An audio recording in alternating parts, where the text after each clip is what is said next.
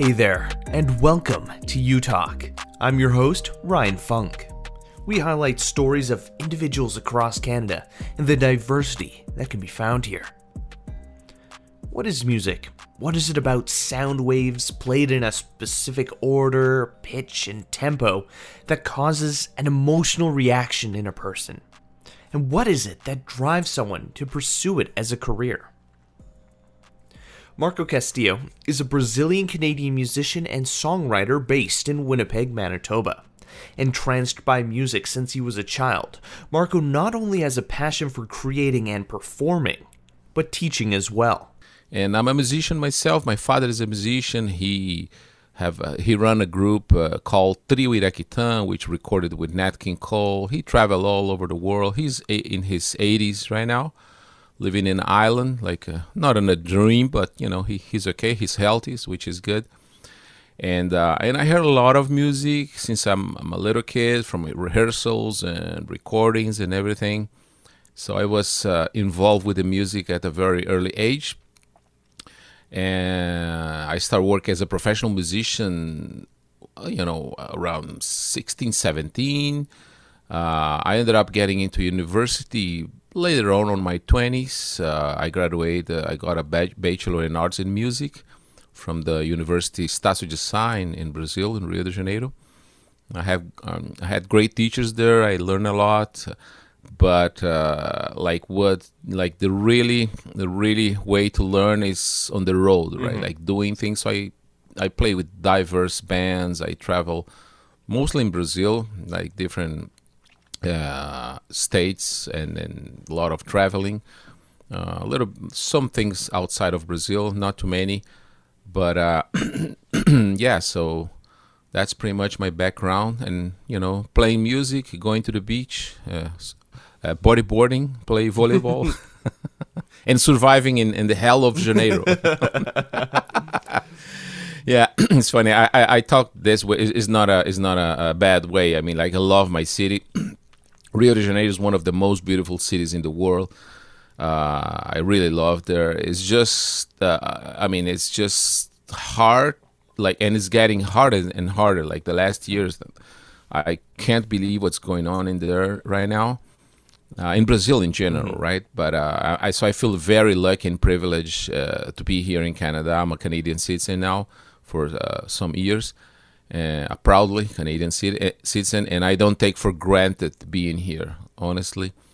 Sometimes I tell stories from Rio, and people, they just don't believe they're true. Like, I remember people asking me about this movie, City of God.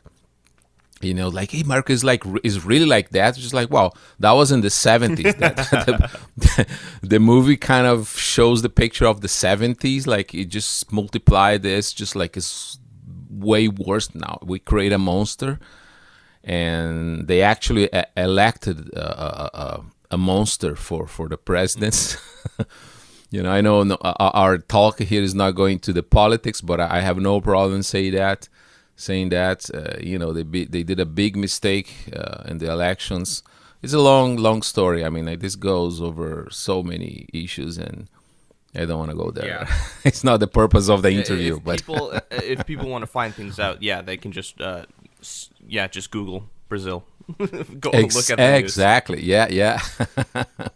Absolutely. Mm-hmm. So is that kind of like part of the reason why you wanted to move to Canada, just kind of seeing those issues slowly arising, or was there a different reason?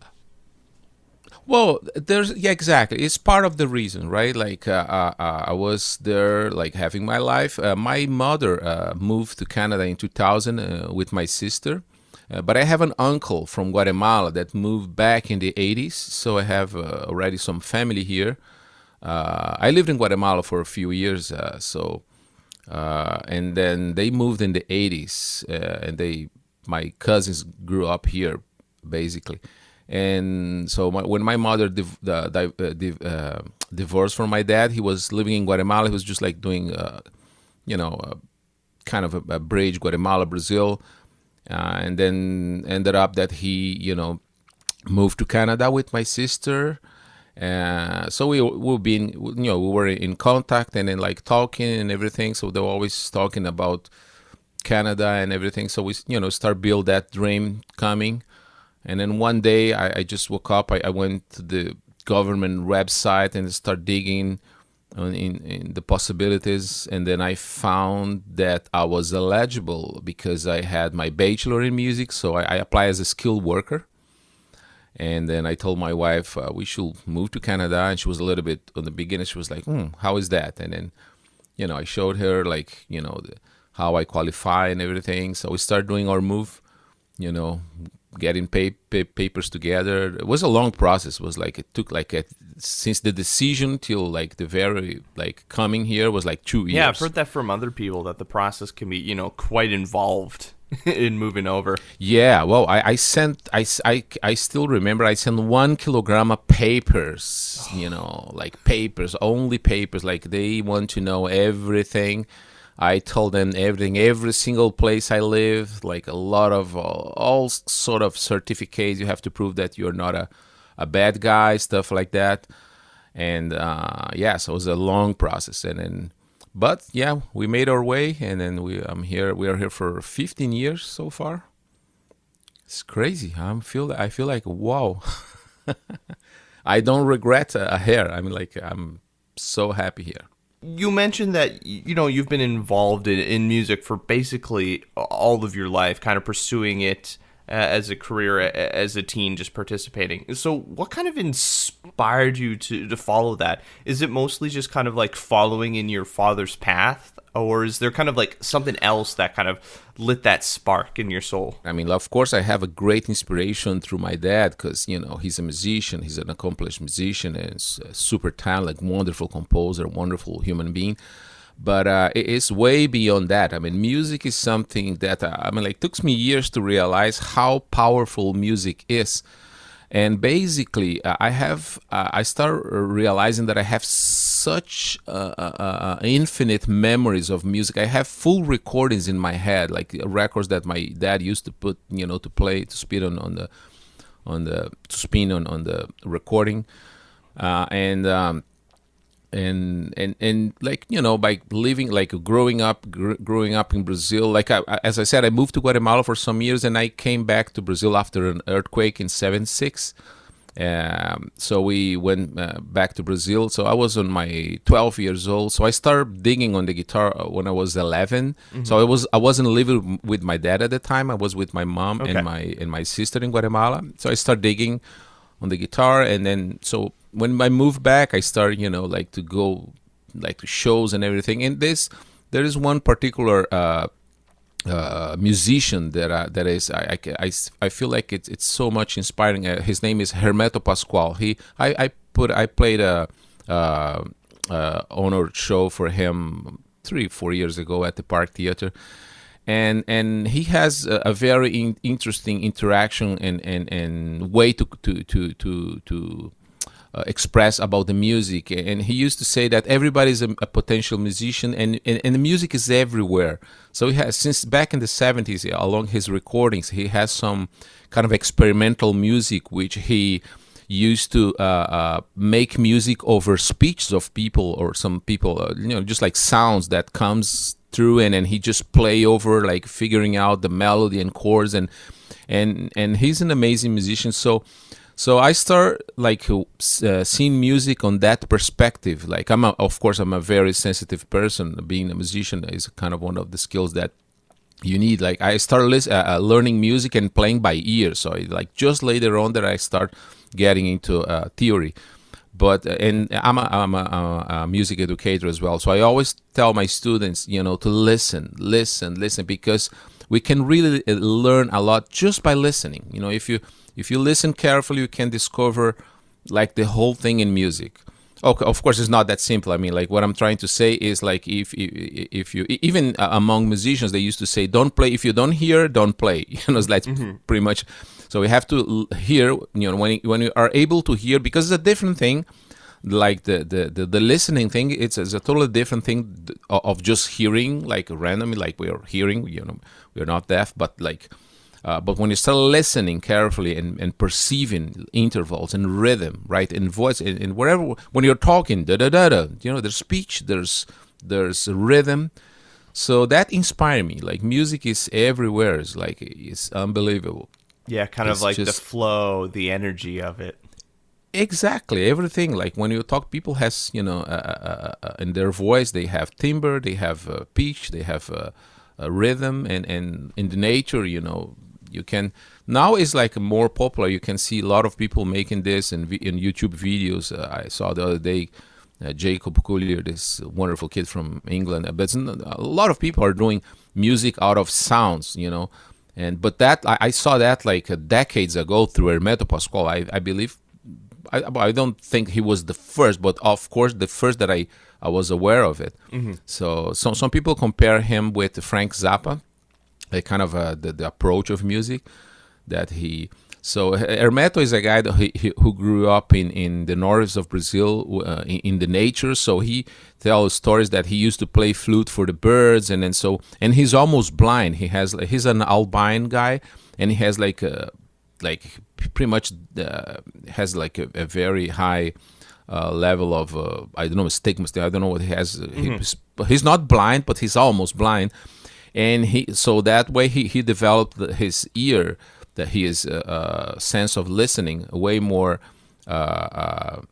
He was made very aware of his surrounding through the sound, so he became like this wonderful composer and genius of music. Another factor that I think, because I really like the science aspect of music, like how music affects our brain. I mean, like the sound is the responsible to building the connections in our brain. So that's why a lot of people even use music to memorize things. It's way easy when you use music because you have that. So those aspects really fascinate me, and that's how I get my inspiring to write music and everything. Yeah, music it's so fascinating. Like there's so many aspects of it that you don't even realize, and like themes, elements, like when you're looking at writing for like a show or a movie, like leitmotifs and different elements. It's just so interesting, what it can all encompass. Yeah, exactly. And actually, scientifically speaking, the brain do mathematic calculus to understand intervals. When you hear a third interval or a fifth or whatever interval, so all this intrinsic aspect of music, the brain is processing mathematically, is going rational, and but we are not aware of that. I mean, but that's how we understand the music. Like it's fascinating, it's incredible. Yeah, and that's why it can have such like a visceral emotional reaction in us. Exactly. The music literally changed the matter, right? Like build the neurons. I was watching the other day some videos about they having this like a drop, a drop, and it's suspended by by an acoustic speaker, and they're applying different what's the decibels or decibels, and they also messing with the pitch. So it's forming different force. So the water is moving. It's like they have those experiments even with sand over a surface, so we apply certain frequencies, and then it's like start making patterns, like geometric perfect patterns. It's unbelievable. It's beautiful. When it comes to like kind of genres of music, what do you enjoy most playing or most listening to? Well, that's a wonderful question, Ryan. I like a lot of instrumental music. That's what was my first. When I start playing, I was just start playing guitar. I never sing too much. I was very shy to sing. But my father is a singer. He's a full. I won't say a full musician because it's not fair to people that are instrumentalists saying they're not musicians. But I'm saying he's a complete artist, that he sings and plays guitar. And I started singing at some point in my life, and then I started enjoying so much. But it took me years really to get, that old thing that listen your voice. Oh, that's weird. When you listen your voice for the first time on the recording, it's just like, that's very weird. But I started that process very early. I was like 12, 13 years old. I did some recording, not singing, but just like announcing, because I used to recording in cassettes, some performance and rehearsals, stuff like that. and and then later on I start singing. But I really like the fusion. I still enjoy very much the fusion music that was produced in the 70s and 80s. That was my like one of the things that I heard a lot and inspired me in music, like Chick Corea, Return to Forever, Herbie Hancock, all those guys, Pastorius, A Weather Report. So I really like instrumental music, but I started enjoying singing as well. I'm kind of on the middle ground. So I love to sing, I love to perform, but I really enjoy to play the guitar, only play, So. Mm-hmm. And so in the genre, I will say, of course, I love all the Brazilian music, which is very complex. I'm actually presenting a workshop next week. Oh, actually this week, sorry, mm-hmm. Thursday. And the week after through the Conservatory of Music, talking about the roots of Brazilian music, how, all the influences we have and everything. So I love the Brazilian music. Of course, I'm passionate by Brazilian music. But I like the fusion jazz. I like the jazz, like not too much the traditional jazz. I enjoy, but it's not like think that I'm crazy for it. I love rock and roll. That's another thing that people usually, it's like talking in genre. Like I love rock and roll. Like the first album I bought was a Deep Purple, made in Japan. I still remember my excitement, like getting that album. But at the same time, I was listening Jeff Beck, Blow by Blow, and all the musicians that play with Chick Corea in the Return to Forever. So that means Stanley Clarke, Aldi Meola, Billy Cobham. Mm-hmm. Lenny White, and then I was listening all the things from England, like Yes and Genesis, and a lot of bands from Europe, Gentle Giant, you name it. It's just like a enormous list of music that I used to hear in the 70s and 80s. So that's pretty much what I really enjoy to play. And that's why I got into Hermeto Pascoal, because Hermeto Pascoal, he produced like such a wonderful, intrinsic and complex music. But I like the simplicity too. Again, like I like rock and roll. I enjoy to play E7 chord, and play mm-hmm. just the blues. I really like that. So I'm very, very open for when it's music. Even electronic music, because I like technology a lot. I actually just made a remix of one of my own songs, I did myself. Like I was thinking, I know DJs, they used to mess up with songs, and so mm-hmm. I can't mess up with my own song. I'm about to release anytime. I don't know. I don't have any. It's ready. Sorry, it's ready to go. I just, I'll make some plans just to do a kind of, I'm releasing this just because it's a totally different thing that I used to do. But I think it will be interesting to see the reaction of people. Oh yeah, it's never bad to kind of mess around with the formula, kind of like a chemist. You never know what's going to come out just right. Exactly. You got it. You got it just right. It's exactly this. It's a chemical, right? Like you just do different combinations of some. It's like a receipt. Like receipt, you just like, okay, this is a little bit of this, little bit of that, and it's like, yeah. Yeah, I mean, and you never know when the next big genre or the next big style of music is gonna come out. You might just be messing around with something. You're like, oh, that sounds good. That sounds great. And then you share it with someone, and they create a piece, or like you send them a mix. Yeah, you never know what it's gonna become. Exactly. I really love that. I love that. Interactivity with different people, putting together things just and not knowing where it goes, and just adding and see, because it's at the end again, it's just the music, right? Like is the universal language that connect us. So you have Brazilian showcases in some of your presentations and performances, and you have this workshop that talks about Brazilian music. Why is it important to you to kind of share that part of your culture?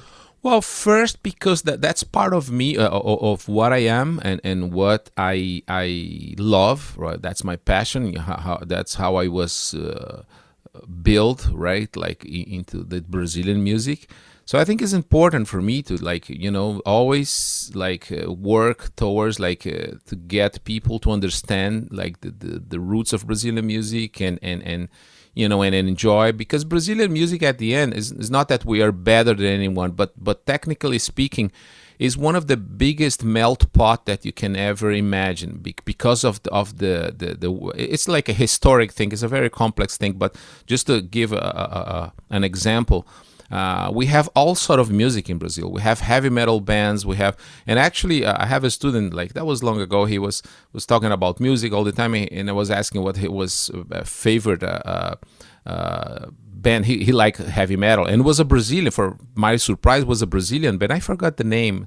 They're from the south of Brazil, and they're really big name. I mean, they did a lot of things. So Brazil has not only the roots, the things that came from the African and European, but all the pop music, developed later on. We have wonderful rock bands and blues bands, and so it's important for me, because that's my flag. That's my I'll say so. I'm not a religious guy, but I will say that's my inner person. The Brazilian music. So for me, it's important, to always bring that flag and show people how wonderful it is. I'm doing my share. So walk me through a little bit about these workshops. What kind of inspired you to want to, hold these? How do people find out more information? How do people get involved? And has teaching always been a passion of yours? Yeah, exactly. Because I believe when you share your knowledge, I mean, your learning is a two ways learning process, right?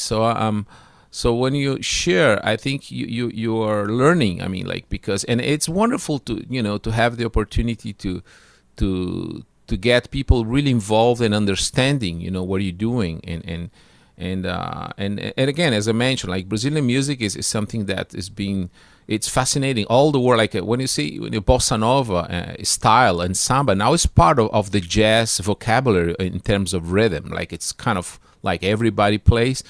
So that started because in the 60s we have the bossa nova and everything. So to me, it's I think it's nice. I mean, I'm passionate about Brazilian music, and I want to share that, and I because I can see people love it, and I know the reasons. Is that I'm always trying to to get them as most make things more understandable, right? Not only technically, but the roots of that. And so I present workshops. I'm educator. I teach. I have a contract at Long and McQuaid, so I teach there. I have private students. I do some online sessions as well. So I'm doing this workshop. I got invited by the Manitoba Conservatory of Music. Oh, very cool. To present. Yeah, so I thought it was very interesting to do that. And so we were doing this Thursday and the next Thursday. There's 2 sessions. And I love to do that. I mean, it's something I got myself. I got this invitation months ago, and I started digging. I'm preparing a wonderful PowerPoint, and it's and funny because I start digging more and more, and it's just whoa, you have to stop. You have to put boundaries, because you can't just it's funny. On the beginning I thought 90 minutes is a lot of time, and no, 90 minutes. So I can do 10 90-minute sessions, and it's going to be the type of iceberg. Yeah. When you're talking about something you're passionate about, you can just go on forever. Yeah, exactly. No, and I love history as well, because it's all connected, right? So to understand Brazilian music, you have to understand, all the process of the colonization, all what happened and how it happened. So there's many small things that people have no idea, but influence, the music as it is right now. And what would you consider are some of the most notable moments in your career? Oh, that's an interesting question. It's funny because I've seen new generations people they want to be an artist, right? Like they kind of, it's their dream, and they pursue. And so people are very like, there's this singer from Brazil, Anitta. She's a big star. And the style of music that she plays is not something, it's not that I don't like, but it's not something that I really like got into too much. I mean, like paying, I know what it is, and I respect, but it's not something that is appealing for me, but it's a wonderful music though. But and then my daughter, was the one who got me. I love Anita. Just like, and to me it was like kind of, okay, I know she's the new Kelly Key. She was a kind of another singer, kind of the same style in Brazil. So to me it was, but then I started digging. Okay, let me find out who's this girl, and I ended up finding that she really made his way to become a big star, and she is right now, not only in Brazil. I think she moved to the States or something, and she's doing really great. She just released something new now. And I start, so it's funny because I seen a lot of people, generations of people planning to become, and now with the internet, everybody's a star. Like we have thousands of followers, and that's the people are looking for that.